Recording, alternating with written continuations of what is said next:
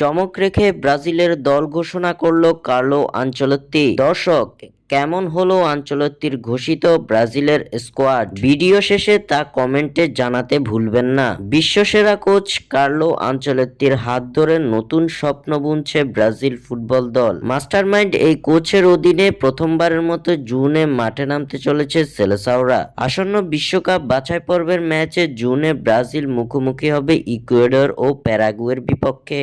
বিশ্বকাপ বাছাই পর্বের এই দুই ম্যাচ মহা গুরুত্বপূর্ণ সেলেসাওদের জন্য, কেননা এই দুই ম্যাচে জয় পেলেই ব্রাজিল নিশ্চিত করবে 2026 বিশ্বকাপের মূল পর্বে খেলা, যার লক্ষ্যে এবার শক্তিশালী এক স্কোয়াড ঘোষণা করেছেন ডন আনচেলত্তি।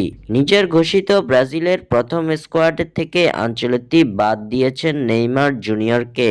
নেইমারকে ছাড়াই আসন্ন দুই ম্যাচের জন্য দল ঘোষণা করেছেন এই কোচ। তবে নেইমার না থাকার দুঃসংবাদের মাঝেও আনচেলত্তি দিয়েছেন বিশাল চমক। দীর্ঘ প্রতীক্ষার পর ব্রাজিল জাতীয় দলের স্কোয়াডে ফিরেছেন ক্যাসেমিরো, রিচার্লিসন ও অ্যান্টনি। আনচেলত্তির ঘোষিত প্রথম এই স্কোয়াডে আছেন সেলেসাওদের এই তিন মহারথী। আনচেলত্তির ঘোষিত প্রথম ব্রাজিলের স্কোয়াডে যারা আছেন তারা হলেন Alisson Becker, Bento, Hugo Souza, Alex Sandro, Carlos Augusto, Wesley, Vanderson, Alex Sandro, Beraldo, Marquinhos, Leo Ortiz, Danilo, Andreas Pereira, Andre Santos, Bruno Guimaraes, Casemiro, Ederson, Gerson, Antony, Estevao Willian, Gabriel Martinelli, Matheus Cunha, Raphinha, Richarlison ও Vinicius junior.